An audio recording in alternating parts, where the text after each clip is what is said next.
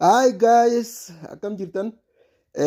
Pause taskii haaraa akkamitti akka daleedanii isin garsiisa.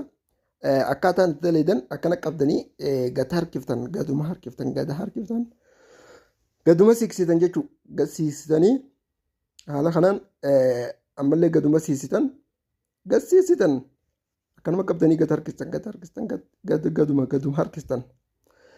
Oduma gad harkistanii isa kana gaffixan barreeffama kana gaffixanii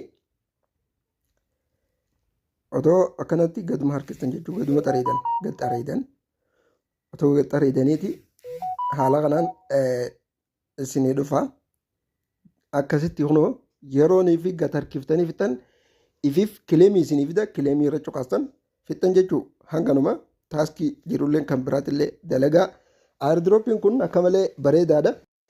Akkasumas komantii jalaa liinkii isaa isiniif kaaya komantii jalaa liinkii isaa furdaatii dalagaadha.